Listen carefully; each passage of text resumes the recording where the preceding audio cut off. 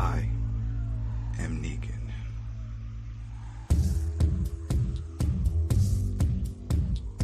I am Negan.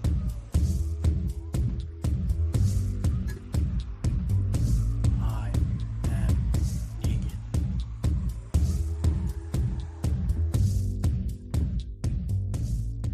What's up? What's up, people, friends? Welcome back to I Am Negan, a TWD Universe podcast. My name is Adam Vale, senior editor over at the Koalition, the TV terminal over on YouTube, and I'm joined by editor-in-chief and one of my best friends, Richard Bailey Jr. That's right. Yeah, what's up, Adam? What's up, listeners and viewers? And one of my other best friends from the Throwdown Show on Twitch and YouTube, Carlos Romero.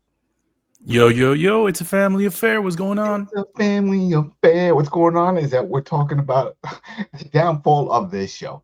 That's what we're talking about. So this, people, is Dead City Season 2, Episode 5, The Birds Always Know. And we always know when there's some bad writing. Just calling it out because we got stuff to say. A lot to say. So again, people, if you haven't watched, we are going to do a full breakdown, review, discussion of this episode. So I recommend you go to AMC or AMC Plus, watch the episode, come back. You're probably going to want to vent some of this out. Go ahead in the comments because this is not what we wanted. This is not what we expect. Season 1 was fantastic. It was great. It wasn't perfect, but it was on the right path for Negan, for what we want from a Negan show, dedicated show. I remember when it was first announced, right? We were all like, yes, Negan's getting a show. Yes, finally. Lucille and all the chaos and all that stuff. And it was building to that with season 1. And we're like, season 2 is going to get even bigger and badder. And oh no, it's going down the road of Fear the Walking Dead. And then that's it. It just frustrates me so much. But anyway, people, if you haven't watched it, please go watch it because we don't want to just spoil it for everybody. If you don't care, then stick around. So here we go. All right, man, this episode. Now, it had some good action. There was some good action scenes. There was some good build-up.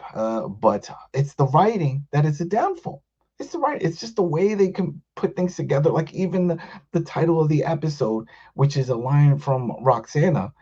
And who cares about Roxana?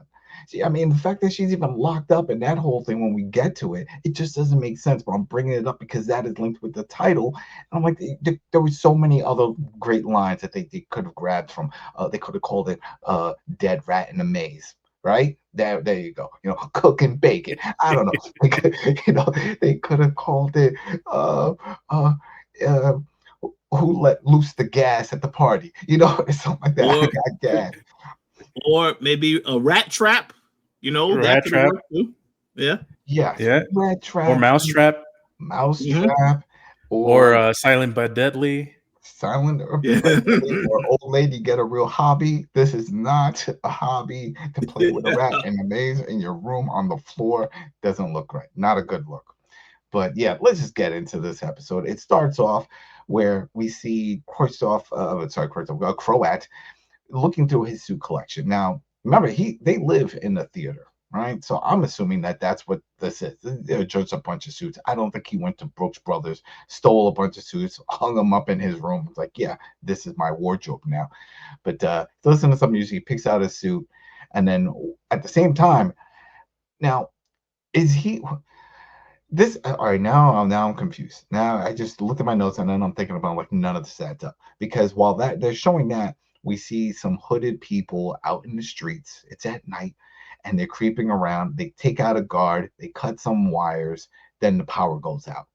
Right now we see that the power went out and we know where Croat lives, unless that's not where he was, because when he looks out the window, a walker just bangs right up to the window. I thought he was on the second floor. Like, I don't understand. Do you guys know where he's at? Is he not at the theater? No, he's not at the theater. He had made a comment in this episode that was one of their substations. So I guess one of their little places to operate business-wise also. But that wasn't the main base. No. I get that part because he said they cut the substation because it connects to 6th Avenue, right? And he's like, Yeah. oh, they would know that that provides the power to 6th Avenue. So I'm like, I guess you live on 6th Avenue then. I'm just I don't know. It just the locations and stuff that they're pulling again. Fear the Walking Dead. What's going on? Where do you live? What, you have your own place? You don't live back at the theater with everybody else? I thought that's where they all lived. I mean, when they go in the hallway, it looks like the theater. We know that the cells are in the theater because Negan is there and it's still hanging out in his cell, and that cell block is down there. So I don't know. That just threw me off. Just trying to figure that out. But yeah, then the intro comes on and we get the whole. Oh, man, I'm just so flustered with all this because I expect more from this show. I expect a lot more from this, and I feel like it's just not going in that direction. Like we're not. It's focused more on the whole Herschel and Maggie and Dama like we saw before, and she's playing mind games, and I just don't see that as a big carry point for this. Right? Am I wrong? Like, No, I would say you are 100% correct. Obviously, one thing we know about anytime there is a show with Negan and Maggie, there's going to be a lot of trauma because of what those characters experience together. So I assumed that this is what this show was going to be in terms of them telling the story with Herschel and Maggie. I knew there was going to be a lot of back and forth dialogue. Oh, are you okay, son? Yeah, you're okay. All right. But he's not obviously not telling her all the stuff he's feeling. And then I expected a lot of that back and forth. So but then that's let's get into that because that's right there. Yeah, because we see that it's Maggie and Marshall, Colonel. I'm calling him Marshall. Forget that's it. He's been promoted from Colonel because he's not at that level. I don't know why they gave him that. They said they gave it to him because he killed Negan, but I still don't think that's justification to get ranked up that way, especially when there's no body, there's no proof, and that comes up again in this story. But yeah, we see that at first I thought they were walking toward the church, because that's where Negan had said the methane was. But it turns out no, they're actually, as you saw, they're back at Central Park. They were heading back to get the rest of their crew. They make a little stop, and like you just mentioned, Maggie wants to start talking to Herschel. I was like, hey, so tell me what's going on, and did you set the fire, the smoke, and did she have a hold on you? And he just goes off about what did Negan say. And she's like, well, yeah, let's talk about that, I guess. I'm like, come on now. Why? Who does this? Is not how people talk. You have to just, that's the thing. When it comes to writing these scripts, and for people, many years ago, I did write some scripts. Nothing got published. Nothing got to that point. So yeah, I'm throwing stones on stuff. But I'm just saying that I never got questioned when it came to putting my lines together for characters to talk like real people. And this is the issue that we have with this show right here. If you put yourself in Maggie's situation, you're questioning your son. He's acting strange. She points out the picture, and she clearly knows that was Dama. And asks, so tell me about this. Where'd you get this? Oh, it's just a bill. But stop lying. Stop lying. That's what you would say, right? You don't just go along with it and let him sidetrack you to talk about something else. And she does. And she just goes off like, well, Negan says about it. Oh, it's frustrating. It's frustrating. And, it's not even just this show. When I saw this, all these weird images and things started flashing before my eyes from other shows. And this one you'll get, Rich, maybe some of you listeners and viewers out there get this too. This past season from the show From. Remember when the mom came back and everyone is asking questions. No one's asking the real questions, and she didn't even answer. Oh, by the way, I saw real people. By the way, I called my mom. I had a phone. I got out of this world. We're not in some other program where there's a real. No, she's like, my head. Oh, I don't know what to say. Oh, stop. And this frustrates me because then we're all saying it. And it's not like, oh, well, it's the heat of the moment or she's stressed out for Maggie. No, if she's stressed out, she wants answers from her kid. If you're a parent and your kid is trying to just sidetrack you, it's like, hey, did you cut school? Hey, did you notice that the dishes were done today? No, I asked you about school. I don't care about the dishes. You get right to it, and they just let it go, and then they move on. They're like, all right, let's go talk about something else. Oh man, that just I think the best case scenario there uh, would be like, oh, well, she understands that he's conflicted or betrayed or whatever. I think that's the only way. Like she already knows, and they're just talking just to talk. yeah, because I mean later on they go back to this conversation right toward the end when again the poop hits the fan at that point, and then he starts opening up, and even his excuse doesn't make much sense. So but we'll get to that. So we get it. We see now that Negan is walking around the theater, and he can walk around freely with Lucille. We're just gonna call her LV2 because she's not the original, right? So this is LV2 It's walking the around. remaster. This is the remaster. It also works as a taser, right? Like all that. And he knocks on the door to see Dama. He opens up and he sees that she's playing with her rat in a maze. That's her hobby. That's what she likes to do. Hey, whatever, that's fine. But she made it seem like she's all into the arts and stuff. I just picture her reading a book or listening to music. But no, she's playing with this rat in this maze. He steps away. Croat shows up. And starts talking about, I got to talk to her about some stuff, and I just, man, he goes in there and he explains what happened, but then doesn't. He's like, well, they cut the power off, and she's like, who did this? Go find this out, and all this stuff. But then also says, I want Negan to go finish up this project, right? The whole thing with getting all the factions. Now, I thought there was 3, but I'm guessing there's just 2, right? Because we got the Bruegel, that was last episode, and now is the Christoph, and we know from first episode that's when he tased and all that thing, and his people were back. So Crow was like, well, then I'll just go with him and deal with that. And she's like, no, you got other stuff to deal with. But I want him to go alone. But he doesn't really go alone because he does go, right? Doesn't he go with some of the goons? I could have swore I saw some of the Croat goons with him, unless he really did just walk in there. I thought he went alone, unless I'm misremembering. I'm pretty sure that was like one of the things where the Croat was like, "What, really?" Yeah, no, I get that because I saw he was in the street. This is the first time we see LV2 really get used, because he uses it to kill a walker that's in the street. So I guess he's pretty good at addresses and walking around because he just walked over there, right? Because I don't know. I thought maybe somebody was going to drive him, just escort him, meaning that, yeah, he goes alone, but more like you're talking, you're representing, but we'll bring you there. We'll have escorts or whatever. Because what if he decides just to skip out? Like, yeah, forget this. You know what? I don't think I'm going to get my family or plot or do, like what he tries to do pretty much with Christoph, just to work something out. I don't know, but we all say pretty much that goes along, right? He goes along. Oh man. Yeah, I think with Negan, it's like they're. I don't know. I always felt like they're setting him for a suicide mission to get this done. That's how it felt to me. Well, yeah, because that was a part of the other argument with all this is like he's like, all right, well then once it's done with the Kursoff, then I'm out. I'll get my family. He's like, no, that's not gonna happen. He's like, yeah, that is gonna happen. That's the deal. Like, well, no deal. And then she sort of backtracks. She's like, all right, how about this? Once you're done with Christoph, then we'll do that. Again, who's escorting his family?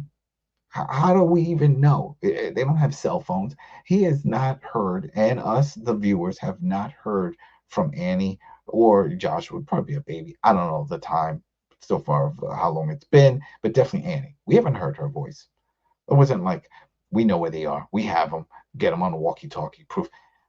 Negan, it's me, Annie, and they cut her off. See, she's alive. You gonna work for us now? No, he just took their word for it that they said they know where his family is and that they're bringing them back. I mean, we're all in the same mindset that we don't think the family's alive, right? Yeah, I don't. Here's the thing, and I think we talked about this previously. Not sure, but we don't know because we haven't seen them. We haven't heard from them. There's no way Negan knows that they got her and the kid. But there's also the whole thing was like, how do they know? Is it and we speculated, was it Herschel that told him? Do we remember Herschel knowing this information? I I don't recall. Oh no, he does know. He should know. knows. No, He's remember, been there. we talked about, because he was there, because that was the whole part Yeah. where he pointed the gun. It was a rescue mission. It was Negan that rescued, and that was when he had his family, because he was living a whole other life. That's how he was able to get married and stuff. He moved on. Yeah, you're right. No, you're right. Because here's the thing: Herschel looks completely different in this show than he did when he was a kid in the Walking Dead proper. So I forgot there was the same kid. Yeah, you're right. He did point the gun at him when he saved him. Yep. And he's always been there, so he should know. Yeah. So it's probably Herschel who told him about it. I mean, and here's another thing: when Herschel came clean at the end of the episode to Maggie, wouldn't have he told her? It's like, hey, I also told. That's too much. That's too much. He already threw himself under the bus with just the little information he revealed. I don't think he's ready to disclose all of his. Well, because I mean, it would have been interesting because Negan told Maggie about that the Dama knows about his family, and that's why that's how they're threatening him. Yeah. So if the kid tells Maggie about Negan, then Maggie will feel guilty and be like, instead of us leaving, I have to save Negan because he's gonna get himself killed because he thinks his family, and that's how they all get together and become one happy family, and they forget about Glenn. And it's like, oh, he's doing other things. He's an Invincible. He's a Spider-Man. I was like, well, we got other things to do. Oh, it's too much. None of this. Oh. Yeah, one of the other things I wrote down here just to bring it up, because it goes back to the suit right before that whole thing happened when they left. Dama takes a dig at Croat's suit. It's like, where you look like an usher. That's another reason why I thought that was a suit that he grabbed off the rack in the theater, because of that. I was like, he was just grabbing what's available, but whatever. And he should have told her, you got it bad. Right, that's it. Oh, so anyway, so now we get back to Maggie and Herschel and Marshall. They get to the gates, which is the community for the Boathouse restaurant, and that's where the kids and Roxana, that's the woman that's in charge of them, are at. But we see things have changed. Because now Major has turned against them, pretty much said that Maggie and Marshall, Marshall in particular, is a traitor because he lied. He had said that he killed Negan. He did not. Right. And then Maggie is guilty for falsifying information because she was like, well, no, I saw it. Well, you're a liar then. And then you're both going to jail.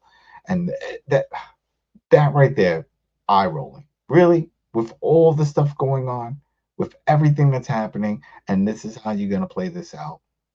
You only have a handful of people. Work together, even if they wanted to portray her as someone who's going to double cross, which we all saw coming, right? She was already butting heads with the Marshal and all that, and Maggie punched her in the first episode, right?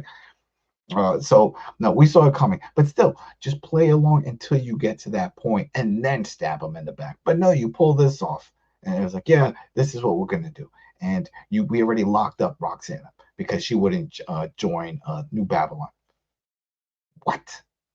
What? Why does she have to join? You're in her home in Central Park with her kids, and you lock her up for what? Man. That's what I'm the same way as you, Adam. It's just the show does not do a good job at portraying a lot of things. First of all, New Babylon, screw hierarchy. That doesn't really matter. They all follow the Major somehow.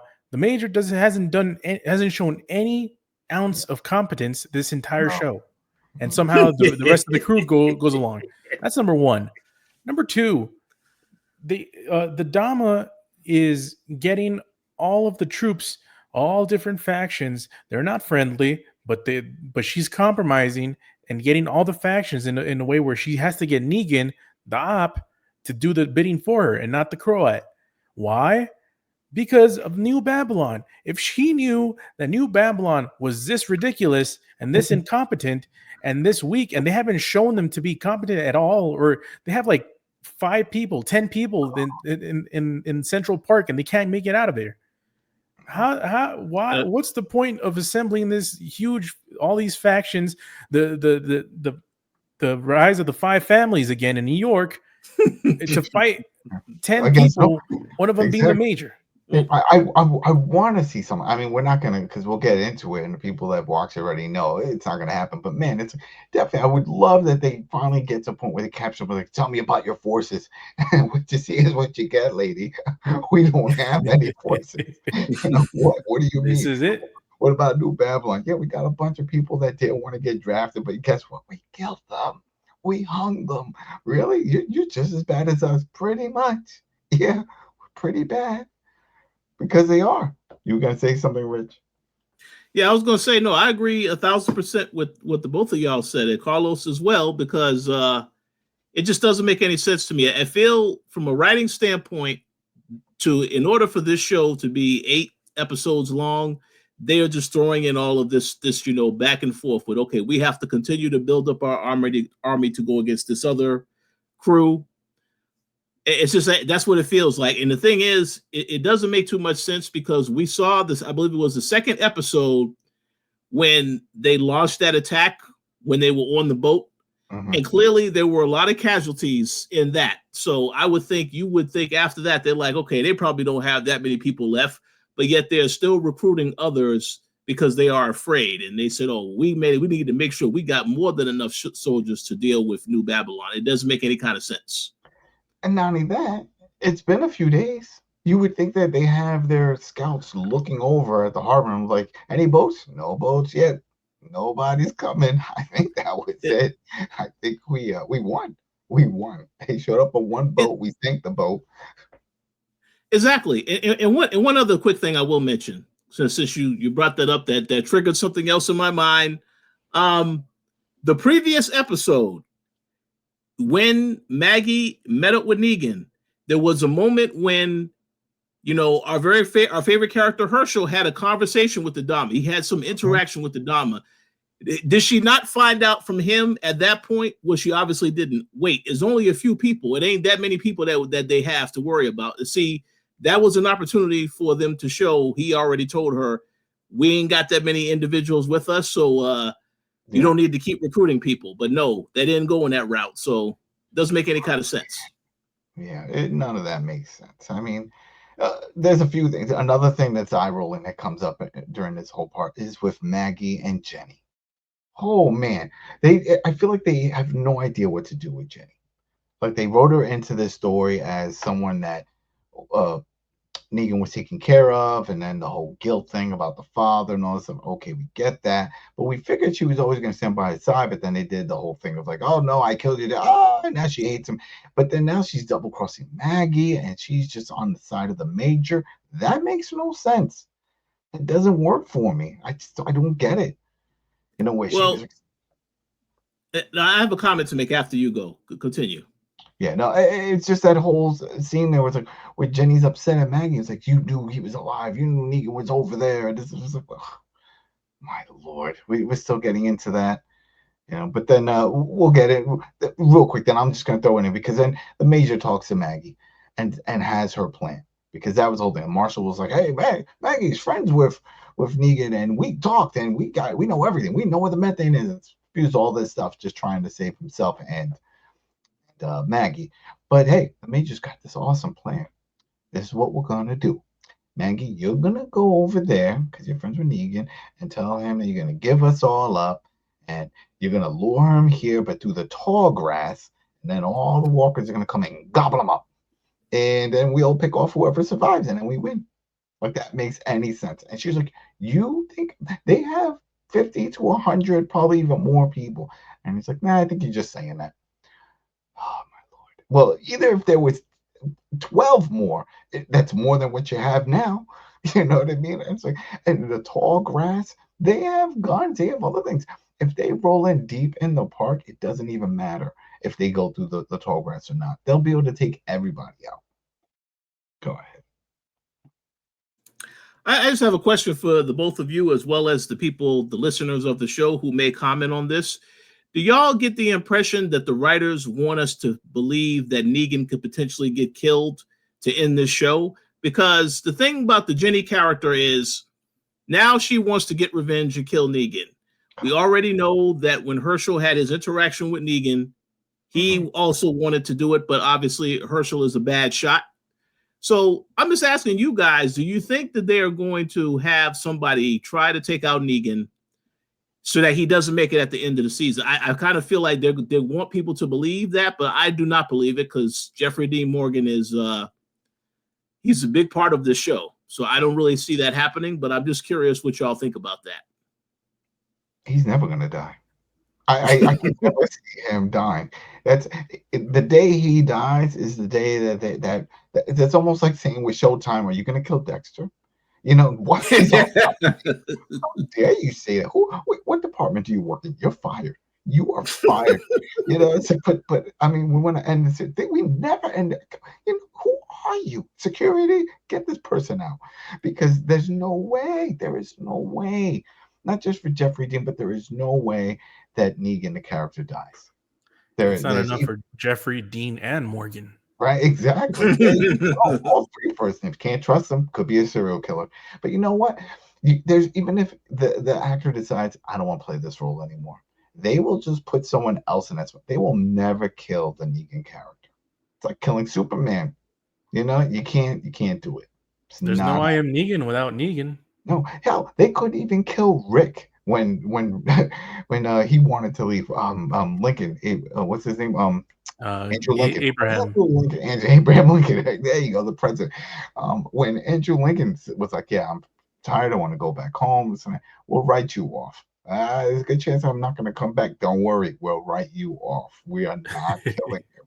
So that's every time they have a new character that should care about Negan. Now we had the Herschel. Okay, we had Maggie. Yeah, there goes that. Now we have Jenny. We have to have somebody that, other than the villains, want to turn and kill Negan, and it's pointless because it's not going to happen.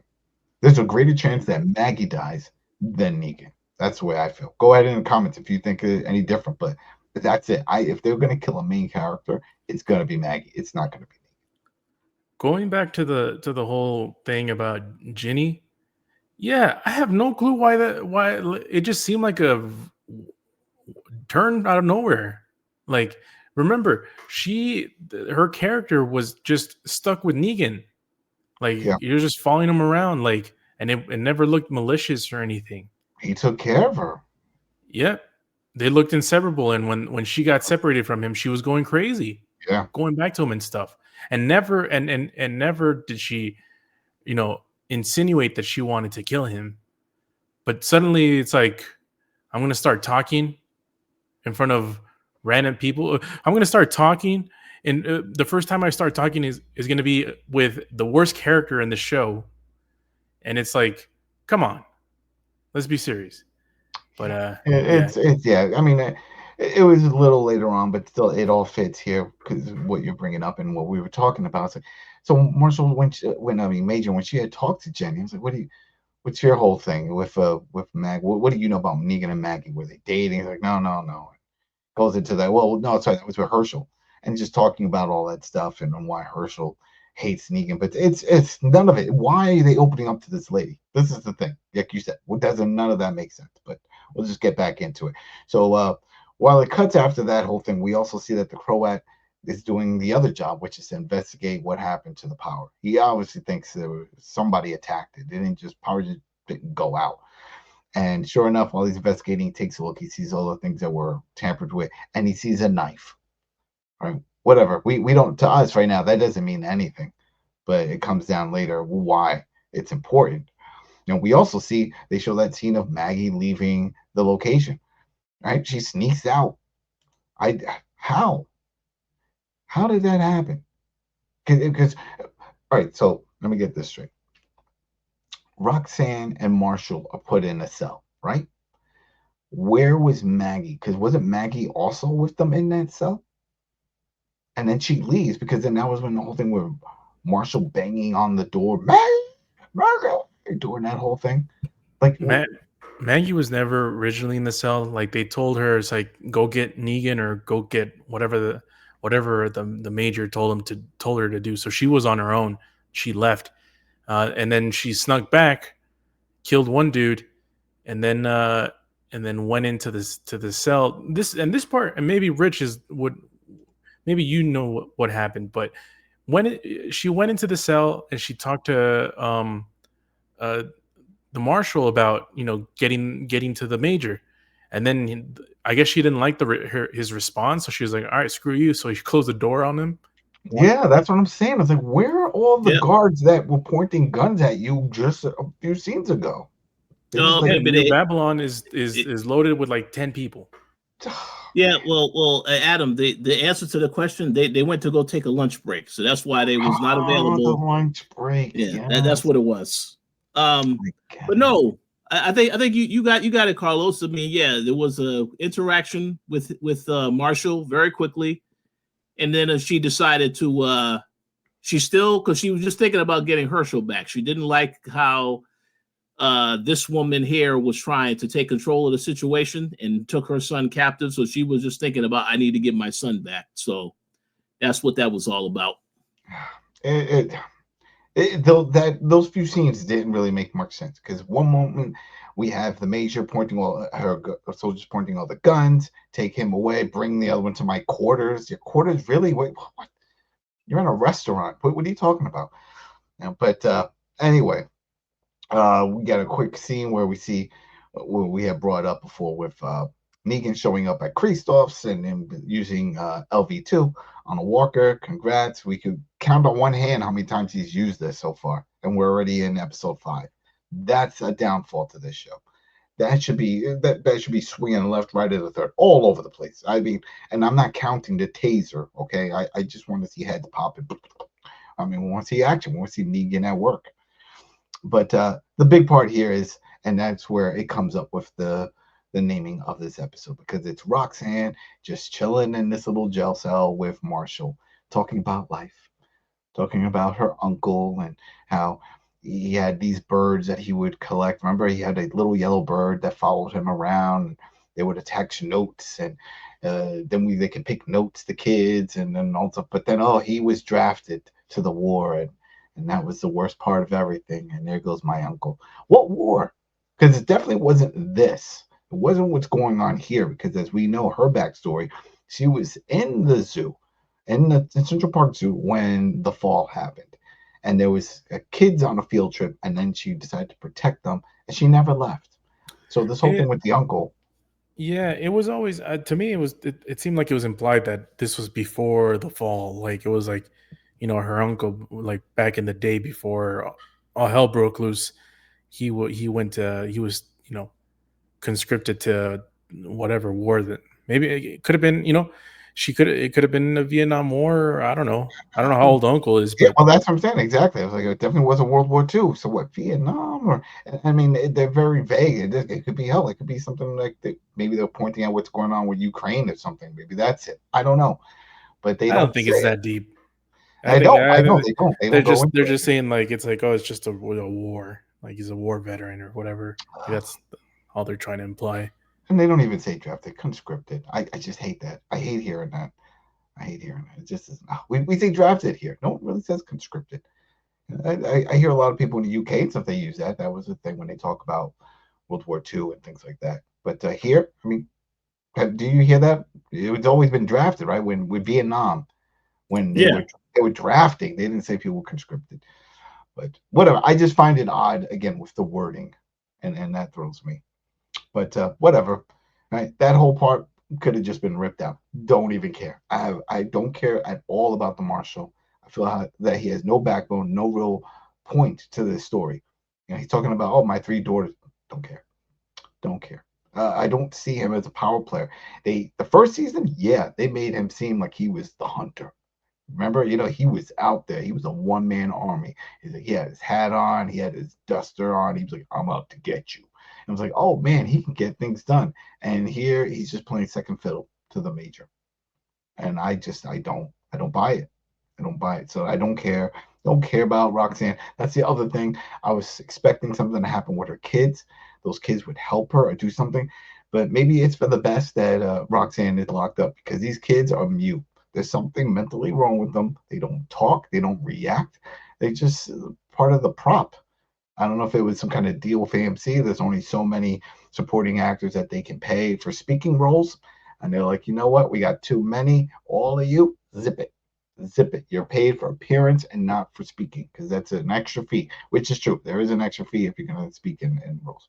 So, but I was expecting a big part, something to happen with these kids. No, unless we count what happens at the end. But whatever. Let's just get to the real meat and potatoes of this, which is the interaction with Negan and Kristoff. He gets in there, and I think that's why I thought he had some people, because when you see Kristoff sitting in his chair, you know, acting like the king or whatever, you see there's a bunch of dudes behind Negan. You know, so I don't know why. I guess I thought maybe he rolled in there, but those are all Kristoff's people. Tells him it was a dumb decision for him to show up. We pretty much figured that would be it. But again, like you said, Rich, and I'm sure Carlos, same thing. At no point do we ever feel like Negan's life is in danger. We don't. That's why it's important that if he does travel around, he's with other characters, because then we don't care about them and they can die. You know? That's it. You know, that was all. They need to go back to the roots of the Walking Dead proper mothership. Remember, we always talk about it. First, at the beginning of the episode, they'll introduce somebody. Remember, there was Tyrese and other episodes, right? They'll throw all this, oh, wow, great character. This is awesome. This and that. And then by the end of the episode, he's dead. But that character is dead. Oh, that was heartbreaking. Didn't see that coming. You just introduced them. That's what I want to see. You know, we got that with the goon, the big goon that was going to attack Negan, but no one cares.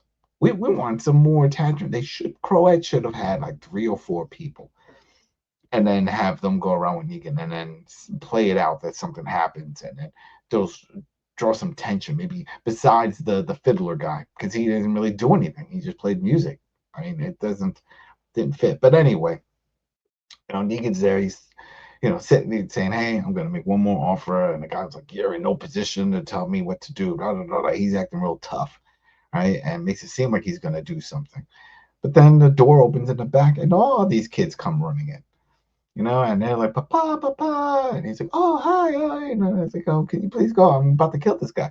No, he doesn't say that, but, you know, he's talking to them. And then a woman comes in. I guess that's the wife, right? And that's correct. Yep. Right? Gets the kid. They go in the back. And then Negan was like, you know what? We got off on the wrong foot.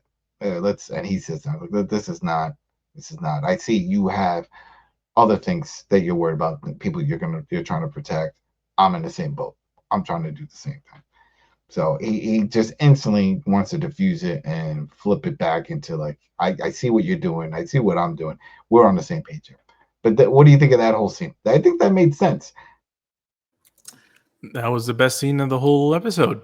Yeah, it made this character relatable to Negan. And I figured they were going to do that because Negan obviously misses his wife. So it made sense that they were going to take that angle with it. Obviously, when we met Cristobal in the previous episodes, we did not even know he had a family. We figured this is just a character that was going to be very tough to work with, and that's why Negan put him in his place. But yeah, they showed the other side of the character. I think that was good to see that. Yeah, it was good. Yeah, go ahead. Also, you know, like I mentioned, this is probably the best scene of the whole episode. I like the way that they made him relatable, and it looked like, you know, Negan was about to, you know, like he had something with them, and it's like, I don't know what they were talking about, but it seemed like they're gonna be conspiring to get to the Croat and them. But I do have a question for y'all, and this is something that I was a little bit confused about. How did they? Like, obviously the Croat found the knife, right? And he's tying that back into them doing it. But was it really them, or were they set up? They were set up. We saw that at the end. It's Bruegel, but we'll get to that. Wait. How do we? Wait. You think it was a setup? No. Oh yeah. No, I definitely know, because Christopher even said, he's like, I don't know what he's talking about. He's like, you cut this, and he threw the knife, and he still didn't understand. He was like, oh, I don't. No, he was still. But we'll get to that, because the whole thing is that Christoph tells the whole story. They lost everything. The people don't have all the factions out there. They're pretty much on their last string. So when they hear this whole story, like, oh, we're going to join forces to go fight, it's like, that's the last thing we need. We're just trying to survive out here. You know, we're in no place or situation to start an army or war. You know, but then your boy Croat shows up, and he pulls a Joker moment. This is definitely something you would see in like a Batman comic. Because like we got, you gonna see something? It just seemed too convenient to. It's like, oh, they left the knife there. Like that doesn't. Yeah. That's a sloppy job. It was a setup. That's what I'm saying. I think you are making a very good point, Adam. It could be a setup because we already know in the previous episode, Bruegel decided to work with them. So and obviously he knows where they're at. So yeah, that would be a good way to set them up if that's what happened. I guess we'll find out in the next episode for sure. For sure. I feel like it could be one of two folks. It can be either Bruegel or Grugel or whatever his name is. Maybe Negan at the end of the last episode told him their location in order for him to step down on that treaty with a fight, or it could have been the Croat. The Croat, just because remember right before, or maybe, actually maybe no, because it happened before Negan was sent over. Yeah, and he was. Yeah. I do have one very serious critique that I want to get into, but I'm gonna let you continue first. It's in this same area. I'm gonna wait for Adam to get to the point, and then I will say my big critique with that. Yeah, because Croat, once he starts accusing Christoph, and then you just got to read his face. He's not sweating or anything, Christoph. He's not like, oh, well, no. He's like, what are you talking about? I don't know what. Like he really seems clueless overall. And then even Croat says, I didn't know you were into electrical engineering or something to that effect. I didn't know you had it in you. I was like, into what? Like, it doesn't make any sense. And to just go back to that, when Christoph was talking to Negan about how hard life is and everything that they have, he's just trying to survive. That just points again that there's no way he did this, because he's not looking to pick a fight. He wasn't in war with Croat's people and or any of them. He knew about Bruegel. Bruegel was having his own issues and dealing with other stuff. He's just trying to survive for his own. So then with this to happen, and then he throws a knife down Croat, it's like, all right, that means nothing. But I guess Croat knows that that's his knife. And then he starts turning on gas in the back. And then Christoph is the first to get up. It's like, what? Don't you ever? And then he kills over, and all the other people start killing over. And that right there is my biggest critique, because from a writing standpoint, now I would have to go back and watch that scene again. At what point was the gas turned on? Would they actually show a scene where he turned the gas on, then he was talking? Because to me, that was just way too convenient writing. Because the thing is, if this was an elaborate plan where he set him up, at some point we should have saw if he had a guard that was on his team, like as soon as they entered, then you saw somebody turning a knob. That would have made more sense. It doesn't make sense because he said the entire time they was talking, time had passed, the gas was already turned on. So I had an issue with that. And I don't know if I would need to go back and watch that particular scene, but it's like that, I feel like he would have had to think that through. You don't just walk into a building all of a sudden, and then, because they were already in there for a while with Negan. And Negan, I think when Negan and him were starting to talk, at that point, that's when I think the gas had started. But I wanted to see a scene where you saw somebody turning on gas to clarify that, because that's kind of ridiculous. They showed it when the guy collapsed. Once Christoph collapsed, then they show up. But yeah, I'm assuming that it was on a little bit, but then we see him turn up the knob even more. Yes. And everybody else starts collapsing. And then Negan's like, oh, man. And then when he looks up, we see that Croat is handed a mask. Everybody else put on their mask, and then they gave Negan a mask. Also, it seems weird because how is it Negan the first one to detect this when he's one of the farthest ones away from the tanks? And somehow the Croat is right next to it, talking, breathing, doing everything. Is it because he can't hear from one side of his ear that it gives him superpowers to not inhale this? He plugged up his nose. He got little nose plugs, and that was it. No.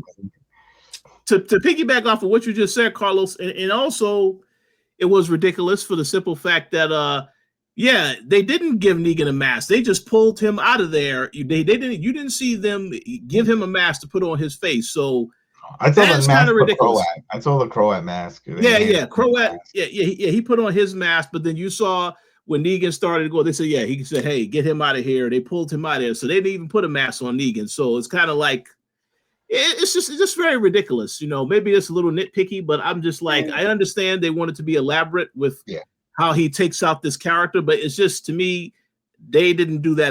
Didn't do a good enough job explaining all of that other stuff. But it is what it is. It is what it is. Yeah, I mean, overall, it was kind of cool just to see once it was done and everybody collapsed. Then the goons just start going to town on all of them. Just killing all the guys there. And I guess Christoph, I wasn't sure if they were going to let him live, but no, they bashed his head too, right?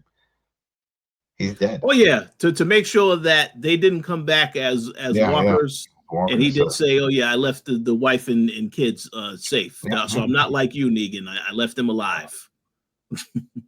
Oh boy, yeah, we're back in the car because Croat says that he was told by Dama to go there.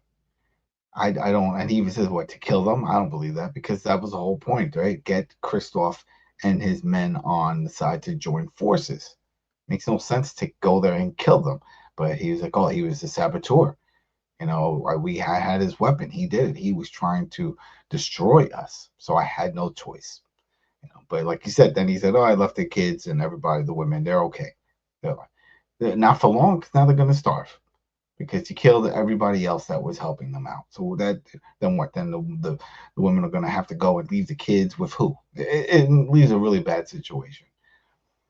But then the other thing in that conversation that I wrote down, and I almost passed on it, is when Negan was telling Christoph about the dangers of the Croat, that whole crew. He was also saying New Babylon isn't any better, and that if they don't join up, because he was still trying to get them to join up. If you don't join up, you're just gonna fall in line once the New Babylon comes over, and then they take over, and then you're going to go under that umbrella. And it's sad because there is no good side to this. And that's the thing there. There is no good side. New Babylon is not a good place, as we could see with the Major and all this stuff and all the issues. Remember, the judges were all corrupt. That's what led to Negan, because what was it? They like raped his wife. That was in the first season. They talked about that. It was horrible. So it's not a good place. Wherever this place is and whoever is still running it, it's not a good place. And he says it. Meanwhile, the Major, Marshall, is on the total opposite end of this when he's talking about a life with New Babylon to Roxanne. Remember, Roxanne, he was telling her, he was like, hey, you have a way out of this. You could still join up and live a good life and New Babylon. So I don't know who to believe. One is drinking the Kool-Aid, which is Marshall, and Negan just had a really bad experience. But when you see the Major and how the Major acts with everything, I was like, I don't think management and the government are good at making decisions and appointing people in certain roles, because she's not a good person. So that was my rant with all of that. But speaking of that, Major, the next scene is Major and Herschel talking, and that's where Major starts trying to get more insight between what's going on with Maggie and Negan. I was like, what's the story between them? With dating? No, not dating. He killed my father. I was like, and she let him live. He's like, oh well, complicated, I guess. And then, what about you? You let him live. And then that's when he says he was a bad shot. But I think he's talking about the past episode, right? What do you mean? Because in the park, when he shot, he missed. He did shoot at Negan. He missed. I thought he was talking about when he never pulled that gun. He pulled the gun. He never shot him. Remember? But there was other. I thought there was another opportunity he had at Negan on the OG Walking Dead show. He couldn't do it. It didn't look like he didn't pull this trigger. He pointed the gun, and then remember that's when Negan was like, "If you need to do it, I understand. I understand if you need to do it." But he doesn't do it. But in this last episode, or the episode before, when he does find him in the park, he does shoot and he does miss. So I think he's probably referring to that. It's like, oh, I missed. I took a shot. I tried. So maybe that's what's going on there. I don't know. Yeah, it could be.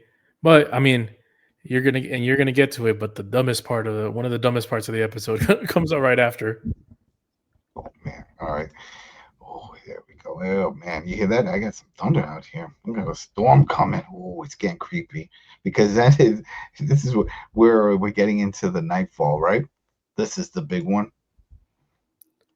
This is yep. I'm just creating all my notes here together. Yeah. Well, here's let me paint a picture, and maybe it was just me that thought this was ridiculous, but I have a feeling it doesn't. It's not. So Herschel was talking to the major about stuff, and then he sees Maggie lurking in the shadows, like she was Bruce Wayne. Or Yeah, and he sees her, and he's like, "Oh, let me distract her even more by talking about my dead dad to the girl and how Negan killed him." So he stands up, he gets next to her, and starts going on a soliloquy about why they hate Negan, and then right as Maggie is coming in to do her best Solid Snake impression, what's his name? Herschel just starts. He gives her the side eye. He's like, "Oh no, oh no!" And that's where she finds out that Maggie's right behind her, and then somehow Ginny's there. I'm like, all right, man, this is ridiculous. That's enough. It doesn't make sense. Comedy. And then with the fact that Jenny now then takes the gun out and points it at Herschel. So it's like, let Major go, because she puts a knife to Major's throat. Let her go, or else I shoot Herschel. Why is she siding with her this way? I don't get it. I don't understand how Jenny thinks that Maggie will stop her from killing Negan if that's really what she wants to do. Oh, man. And also, to piggyback off of that, I mean, the whole thing is they wanted the intel to find out how to get to Negan and company. So should they not be trying to figure that out instead of, well, no, we need to execute these people first because they're in our way. You know, you had the marshal in the jail with Roxanne. So I don't really, obviously they were of no threat to them, but there's like they're focused on the wrong thing, and then that's what happened. Yeah. It looks like the thunderstorm got rich. Oh no, we got him. No, we wait, there we go. You're back. Wait, can you hear me? Yeah. Okay. Yeah, I don't know. I don't know what happened, but pretty much, I thought it was very ridiculous. And obviously, as somebody who is very frustrated with the Herschel character, I was waiting for her to pull the trigger. They're not going to do that. It wasn't going to have Jenny take him out that way. So, very disappointing. Very disappointing is right, because then she gets captured. That's it. It's she's in custody. The whole thing with Maggie.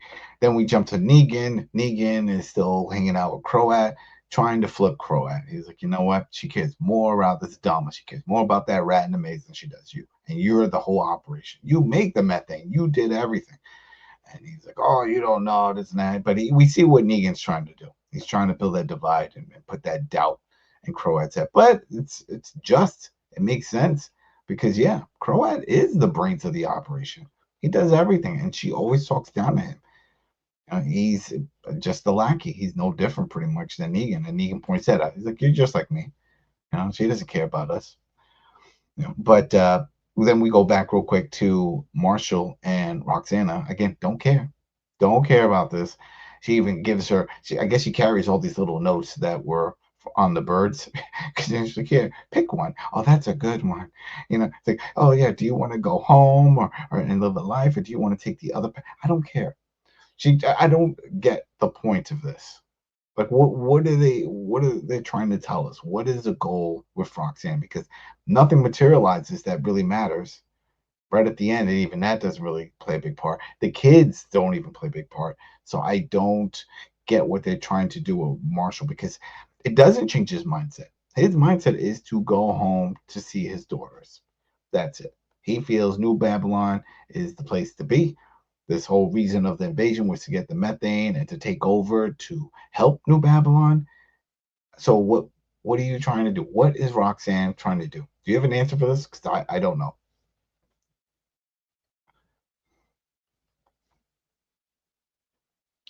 Guess so, buddy. All right. Nope, no answer. No answer. Nope. We have no answer. Yeah, because I don't get where they were trying to do that. And if you have answers out there, go ahead and leave in a comment because I'm clueless. I feel like that was filler. You know, we always talk about filler and fluff and some shows that do it, and Fear the Walking Dead did nonstop. Every episode was full of fluff that made no sense for anything. And now we have it here because this doesn't do anything unless it was leading to some craziness to happen with Roxanne, which it doesn't. Yeah, so there we go. So then now we go back and we see with Negan and Dama, right? They're back in the room. They're talking. Well, Dama's like, how could you let this happen? Negan was like, well, listen, no, I'm not talking to you. So it's talking down to Croat again, doing that whole thing. But he snaps. And he lets loose about like, oh, you know, I'm the one that does everything. And I'm not just your rat in a maze for proof, blah, blah, blah, blah. And she's not expecting that. And so she was like, well you go back and you come back later when you're more in order, you're rested, you know, and then, you know, some of that effect. She was just like, she's trying to give him time to diffuse because she knows, and we all know, she needs him more than he needs her. And they still haven't really gotten to how she became the leader of this faction here. I don't know how that played a part. But anything you guys want to say about that? Well, we kind of figured that something like this was going to happen when Negan got with the Croat and manipulated him essentially, where he's like, "I'll have your back, buddy," you know. And it was pretty funny because the Croat finally got his big boy shoes on, big boy pants, and told her what really needed to be said. Because it was really kind of weird the way she treated him. It's like he's probably the most valuable asset. Yeah. He got her Negan. Negan got the methane. He sets up all the operations. It sounds like he set up the power to get all that running. She's not doing any of that. Mm-hmm. So I was just confused to why that was the case, but I'm glad the Croat actually said something. And then, it led to, what we're going to talk about eventually, but it was about damn time. Yeah, and we'll get into that now because besides the Kristoff death and that whole thing with the methane, that was cool. Whether the timing doesn't make sense or not of how they did it, how Croat held his breath, but still that was interesting, and this was just as good. While it doesn't make much sense to do all the theatrics of this because we see there's a big bonfire. It's at night in the park, and the Major has everybody around. All her goons, the rest of New Babylon, the soldiers that are left, and then all the kids all lined up on one side, and they have a rope and a tree, and they put Roxanne on there. This is it. They're gonna hang her because she doesn't want to join New Babylon. Now we saw this happen in the first episode, right? There was a guy who didn't want to join up with the army, and she had him hanged. Right? She said she was going town to town, and whoever doesn't sign up, forcing them. And I guess that's what they're doing here. But why do you need this older lady with a bunch of kids that clearly have something wrong with them now because of the brainwashing, whatever was going on here? Why do you care so much? Why do you need her? How can she help you in your fight against the Croat? Now, that doesn't make any sense. She's not a great weapon expert. She doesn't know the lay of the land. Hell, she lives in the park and she's been there for, if we're still going under the timeline, this is like 20 years almost. It's really simple. You're either with us or against us. That's the mentality that this character has. So because she didn't want to help them, now we must get rid of her. I guess that's what they determined. Well, I get that. Go ahead, Carlos. Yeah, even though they saved him, it's like it doesn't really matter. Like that's like I keep saying. I kept saying this whole entire season, man. This Major character has no redeeming qualities. No, and it doesn't make any sense to do this because then what? You kill her to recruit the kids? Are they going to snap out of whatever trance like when she dies? Because they don't talk. They don't talk, and they haven't proven like they're like Lord of the Flies, really good with bow and arrows or any of that stuff. So I don't. It's not like, all right, I'm doing this. Kill this lady so I can get these kids to help fight alongside us when we do this ambush. No, that doesn't happen. But whatever. But she then says, Major's like, you have any last words? She looks over at the kids. She says, she tells the kids that don't be afraid and that she's going to be there for them, whatever. And she keeps going and talking. And it's like, no, it's taking too long. Kicks a stool underneath her. She instantly breaks her neck. She dies. Like, okay. Now, this is where it gets interesting for me. Because then the kids, just like with the other girl that died, they start moaning. And they like, oh, they do this trans moan. I'm like, all right, whatever. But then that's luring all the walkers that are on the other side of the fence, that they all start banging on the fence. They're banging on the fence. You would think the fire and the smell of humans would be enough, that they wouldn't need the sound. Because remember, that's the whole thing. They can smell you. We learned that from Mothership Walking Dead. You cover yourself in guts when you're walking around walkers. Well, this whole place is surrounded with walkers. So they should always be at that gate banging. But whatever. There are a bunch of them, and they're banging and banging. And I already saw from Rich, he already knew what was coming. Because then, all right, next up, on the chopping block is Maggie. All right, put the rope around, the noose around Maggie's neck. Herschel is putting up a fake fight. I don't think he really cares. I really don't. It's like, oh, is this going to happen? We know it's not going to happen. But before that even goes any further, the walkers break through the gate. They come storming in, and the kids is just standing there moaning, and they're just free lunch for their other buddies, because most of these people are other kids that were part of that group. And they start getting chomped on, and then the New Babylon soldiers are fighting them, and all this stuff is going on. And somewhere along the lines, the bucket underneath the stool underneath Maggie gets kicked. Now she's hanging. But unlike Roxanne, she could hang. And Roxanne can't. And just instantly broke her down. But she's there. She's dangling. All kinds of chaos is going on here. We see Marshall show up. And Major pulls out her pistol. And what was it that she grabbed? Because it was Herschel, right? Yeah, it was Herschel. Yeah. Herschel, and she's trying to use Herschel as a shield, or at the same time she's shooting all the walkers, but Maggie gets cut down, and she's about to run off. She's like, needs Herschel. Eventually, the Major runs out of bullets, no surprise, then takes out her knife, and she lets go. Herschel goes running off, and we all knew Major was going to die. It's like, okay, this is it. She's not going to be able to do it. She's swinging around, and ta-da! Who comes to do the deed? It's Roxanne, zombified, comes over, yum, yum, yum, yum, yum, and she gets her revenge, and there goes that for her. Before we go any further, what did you think of all this? Like, my honest opinion, I thought it was complete BS. You have the kids just standing there, getting chopped, still having a war cry for their fallen leader, which I think is pretty hilarious, because she died. That's it. But again, they were never taught how to defend themselves. They were never taught anything of value. So therefore, they just stood there and just were the free lunch. Having the Marshal, the Marshal, it doesn't matter. Having her get taken out, we knew that was going to happen. But it also shows the incompetence of certain characters, because obviously if you hang someone in this universe, they're going to come back as a walker. You know this. You know that when the person dies, you need to, stab them in the head to make sure that they don't come back alive.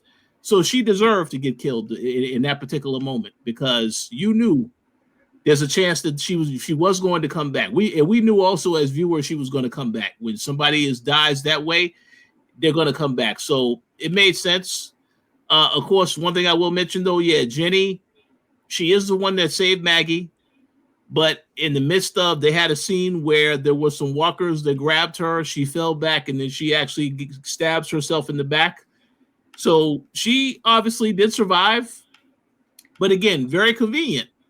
I feel like if this show really wants to raise the stakes, you have to be willing to get rid of some characters. And I'm not talking about that the character that they got rid of in this episode I'm talking about, they could have taken out Jenny at that moment when you see all the walkers there. It doesn't make any kind of sense. But obviously, she had to be the one to save Maggie. That's why they didn't take her out. But it is what it is. It's all a matter of convenience. Yeah, all of it. But then it's not done with all this, because then we still have a part where they jump over with Dama. She goes into her room. She sees her little maze because she wants to play with her rat. And oh no, the rat is dead. She's upset. Again, where is her security? Like, I could have swore before she always had some goons with her a few episodes back, and then they disappear. We don't see them anymore. So I don't know what's up with this, where the goons are. But she seems to be alone. Then our boy Croat shows up. And one of the other things that we noticed right before that, though, when she gets her alone time, she starts lighting candles. Once she started doing that, I was like, something's going to happen. I was like, why are they focusing on this? Because we've seen this room before where there's candles and lighting. It's like, no, there's no issue. But they're showing us, and this is why. Because then Croat goes in there, says he's calmed down, he wants to talk, and she was like, no, now she's flipping out. You killed my rat, and they get back and forth on it. Then he goes off again, saying, hey, you talk down to me, you don't respect me, that type of thing. And he shoves her. She hits over the stand where the candles and all that stuff, they fall on her. Everything catches fire. She's screaming for help. And he just stands there watching. Now, here's the question, and we were all wondering, does she die here? I say yes. I say she dies, because there was just a big ball of flames when they show that final scene before Croat runs out the room. A big ball of flame. Oh, I hear all this banging. What's that? Oh, I hit something. Yeah, so I do want to answer that question. I do believe that she should die at this moment, because then it would elevate Bruegel to the real villain now, because clearly that is a character who, and they said, you made the comment on the last episode, this is the new villain. And I didn't see it at that moment, because it's like, I figured, well, Dama has this whole mind control thing. So I figured they want to focus on her. But yes, if you take her out of the picture, now it elevates him, because obviously I don't consider the Croat a threat whatsoever. Negan can have a nice conversation with him, then take him out in the back and use Lucille #2 on him. So it's not like he's a threat. But yeah, this other guy, Bruegel, does have his own guys. So that would make more sense, I would say. Yep. And before we get to that, right toward the end for Maggie, where they, like you mentioned, the other one, she was stabbed, they're trying to tape her up and stuff. She starts asking Herschel again to come clean about what's going on with all this. And he was like, yeah, all right. So I talked to Dama. Yeah, I did the smoke, but I didn't think it was going to get to this point. I didn't think it was going to get to everyone's going to die. And she was like, what hold does she have over you? Oh, well, she inspires me, and she listens to me. Really dumb reasoning. What? For attention? That's pretty much what you're saying. She gives you attention, and that's enough to double cross all these people, including your mom. That doesn't add up. The dumb reason. Yeah, we talked about this ad nauseum the past couple of episodes.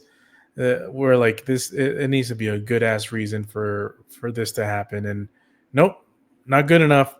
And going back to the original question about the Dama, I don't know, man. I think she's still alive, because they didn't show her die. I think she's getting the Anakin Skywalker treatment. But we will see. You never know. Yeah, you never know. But we do know that Bruegel shows up, because outside we see some walkers. Some guards. I think they're walker and guards, but they're all getting killed. We see all this chaos going on, and then we see that it's Bruegel, and he's like, "Oh, was I late to the party?" So this is why I'm saying I think he set everything up. I think he was the one that planted the knife. We know that he is friends with Christoph, and we'll find out probably later that during one of his visits over there, he just stole the knife, did the deed at the power station, left it there, knew Croat knew that knife belonged to Christoph, and framed him. And that was it, because we were wondering who's in the shadows, right? In the first of the episode doing all that, and then later on in this, we saw some more activity in the shadows. We don't see the faces. Well, we see Maggie and all of them. They're not all covered up like that. And this was it. This was just Bruegel making his power play. Yeah, I think it's going to be Bruegel. It's going to be Bruegel and his crew. They're going to make a run for it. And if Dom is dead, there's just Croat and Negan. And Negan is going to join forces with him. I think they're going to go and try to fight Bruegel. But then here's the other thing. We see him in the cell, and he's playing with a knife doing his thing. So we definitely know, he's preparing rat meat. We definitely know that he's the one that set all that up. We know he's the one that killed the rat. And we knew that he was planting the seeds in Croat's head to just basically speak up for himself. But again, where are all the other goons that were around? Croat always had goons with him in all these other scenes. We don't see that here. Dama had goons. They're not here. It's like as if anybody could just walk into the boss's office like that. It just didn't make sense. Everything was for convenience, just to tell this type of story, and it just doesn't flow. It doesn't flow. Not from what they were showing before. So, oh man, and then that was it. I mean, right? If there's anything else that happened in here, no, that's pretty much it. Right? Because then now the big question was just like, is she dead? That was what's remaining here. We know that Maggie says to Herschel, "All right, we're going home. We're done. Party's over here." Do they leave? Is that it? Because she doesn't need to do anything. The Major's dead, and that's when I was forcing her to try to do that dumb plan of luring Negan and all. She's not going to do that, right? No one is hunting them down unless Bruegel decides now that it's like, hey, I'm in control, I'm in charge. This whole alliance is going to be me. And if he just drops something like, and I heard that they're out in Central Park, so we're gonna go over there and clean up and then kill whoever's left. But I don't think there's many people left, right? Because it looks like all the other New Babylon people plus the kids are dead. So then it's just Herschel, Maggie, Jenny, and the Marshal, right? That's all that's left. That's it. That's it. I don't think we're ever going to see the church with all the methane. I think that mission is squashed because that's it. I mean, Marshall sort of, I think that's probably why that whole Roxanne thing came up, where it's like, oh, do you pick the path? Do you go home or do you continue on this other path? And he said, well, a bird always knows to find its way home. And he already had said he cares about his daughters. So then leave this place. And that'll probably come up here because we didn't hear him put in his 2 cents. Is he going to leave with Maggie and Herschel? Because we got 2 episodes left, and I'm sure they're going to be part of it. It's not going to be like, all right, this was it. We see them again on a boat and they sail away, and the rest is just going to be Negan. I don't think that's going to happen.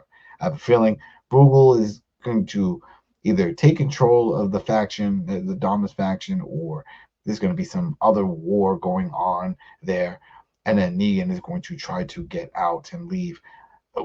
I don't think Annie and Joshua are going to show up. That'd be amazing if they do show up right at the end. It's like, oh, we're here. It's like, oh, wow, you do exist. And then what, they all leave together with Maggie, find another boat, and go back to New Babylon or somewhere else. But Negan doesn't want to go there. Yeah, he doesn't want that life. Plus, if there is a bigger community that we're not seeing, they're going to see that he's still alive. Because that was the whole thing that built Marshall's reputation to the status of colonel, because he said he killed him. So, I don't know. It'll be interesting to see how this whole thing plays out. But overall, wasn't great with this episode. Just the storytelling, just the way they're putting things together doesn't flow. It just doesn't flow. Things aren't adding up. On the broader scope, I get what they're trying to do, but it just doesn't. It doesn't flow. It doesn't have a rhythm to it.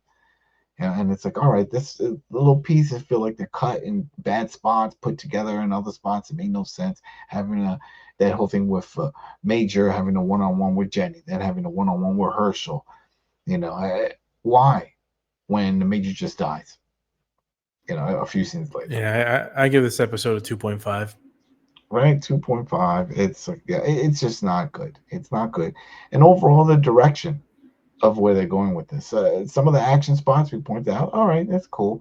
But if if you're like the major, if you're trying to do this whole thing focused on getting methane and fighting this other army, this group of people, you're really going to set a bonfire and do this whole spectacle just to hang an old lady in the park like that?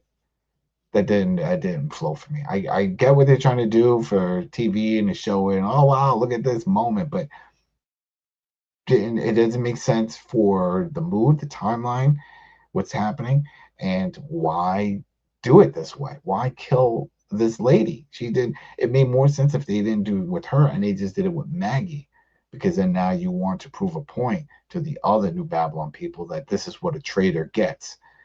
The old lady just lived there in the zoo. She, like I said before, she saved them. She gave them sanctuary when all that stuff happened. Helped them out. And this is how she gets payment back. They hang her, and then the kids go nuts, and they just get chomped away by their friends and other walkers in the park. I don't know. I'm sure some people will be like, "Oh, you guys are nitpicking. Just enjoy it. Just watch it." I can't, because it doesn't give me a chance to enjoy it, because it throws in silliness that it just doesn't fit. A lot of stuff doesn't fit. There's plenty of this stuff they could have cut out, and it's like, all right, let's just stick with it. I'd rather just see all the Negan stuff and what's going on there. This whole thing with the Maggie, I'm over it. I'm over it. I'm over that. I'm over Herschel and that whole thing. What are you going to kill him off? No. What can he do? Is he going to save Negan in some way? I don't see it happening. So I don't get the point of all this. Because remember, for a long time they're like, oh, this is Negan and Maggie. This is their journey, and this is what they're doing. They're gonna first up save Herschel. Okay, you get it. Save the kid, then maybe come back and fight and do something like that buddy cop system or whatever. No, this turned into all about Herschel, and I'm not in on it. So yeah, same thing. I'll just give it 2.5 or 3, just because I do like the set designs. I do like the kill scenes and what they're setting up here and what they're doing. All that makes sense. It's just the storytelling, the delivery. It's not there. Jeffrey Dean Morgan, Maggie, good acting.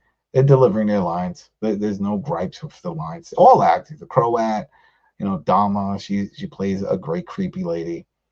It's fine. It's just the story, and I'm not into it. I'm not feeling it. And it's a shame, because now it's one thing to have a bad episode or everything early on, but now we're definitely halfway. We're almost done. 2 more episodes. And I don't know if they can save it. And I don't know if it's been confirmed that we're going to get a season 3. I know we got a season 3 coming for Gerald Dixon. You guys saw that teaser? That teaser's out. So yeah. So we know that's happening. We're looking forward to that. It's definitely a big upgrade compared to this, which is sad, because first season was strong with this, and I was like, oh man, I had high hopes. You're in the city, you're gonna be running through buildings, it's gonna have all this craziness, and that's what they were showing us first season. Remember that other group and Negan fighting that dude and all that stuff happening, but then this is like they went in a different direction, and who knows? Hopefully they can go back on track in the last 2 episodes, but I don't know. Hey, and what about you people? What do you guys think? Are you feeling this season? Are you feeling even any of this? Do you think we're done? Meaning the whole Walking Dead universe with the spin-offs. Like, this just isn't your cup of tea. This is not what you want. Like Daryl, even though we like it, I know some people don't, because it's a different approach. It's an adventure story. It's not so much of what the Walking Dead proper was about. And I get it. It's different, but it is fun. It's the fact that it's in France, now it's going to be in England, new location. That's cool. I mean, that's the big selling point of Dead City, right? Dead City. They're in New York. They're in Manhattan. It doesn't really feel that way, because it shows everything overgrown and a lot of action going on in the park and stuff. But we get where they were trying to go with it. So overall, yeah, it wasn't great. What about you, Rich? You think, what's your score on this, Carl? Oh, I give this episode 2 stars. Nice, 2 stars. I think y'all said 2.5. That's probably a little bit too lenient. No, they're getting the 2 from me, Jack. That's just my opinion. It's a shame. Yeah, you see, and that's the thing, people. We wanted this to work out. We want this to be successful. We love this universe, but the writing's not helping. The storytelling, it's not helping. It's not helping. Want more Negan action, even if you just got to throw a bunch of walkers and just him going wild with LV2, just wailing around. I put down in the comments in the last episode what I wanted from this season, and I wanted Negan to fight back, at least do sort of like what he's doing here with the Croat, try to instigate, try to build some division between Croat and Dama, take over, and then go after all the other factions. Then once he does that, then they can say, hey, well, now that we got this, were we good? No. And then you find out that there's another group across the river in Brooklyn, and then we see maybe a bunch of them over in Brooklyn Bridge. They're like, well, we're going into the city. We're going to take over that methane. Maybe they saw the smoke from the factory or whatever. I was like, all right, now something is happening. I have another big boss battler. It's just something make it interesting. Wars, gang wars, faction wars. That's something we did enjoy with. I mean, that's what brought Negan to the dance, right? Because he was going against Rick in the Commonwealth. That was the faction wars. And we're not getting that here. We have this, what seems like it was going to be that way with New Babylon, but then the boat sank and it was over. So we never got that. It never even materialized into this war. And it's funny that Dama and all of them are still trying to recruit other groups to prepare for something that's not even happening.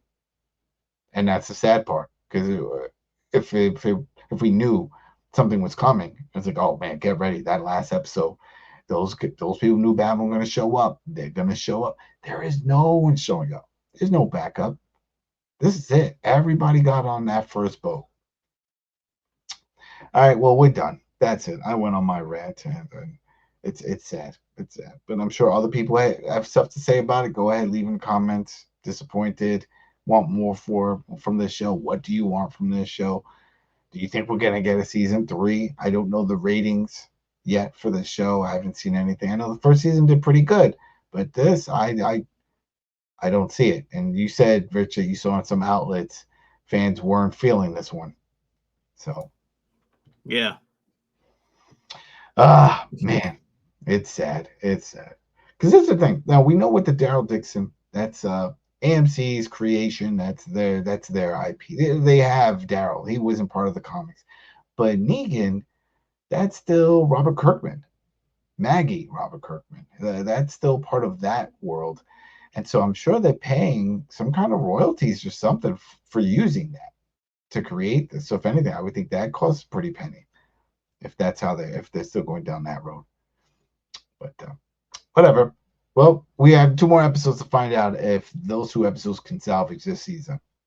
And it's the series. It's in general, because if I'm telling you, if it doesn't do well, I don't think Negan's gonna die, but maybe they'll put him somewhere else, because I heard rumblings that there is another spinoff coming. All right, but let's talk about that later. Yeah, let's go about that. This episode does not deserve this many hours. Oh yeah, right. We're like 4 hours in. All right, all right. We're out, people. That's it. Have a good week. Peace.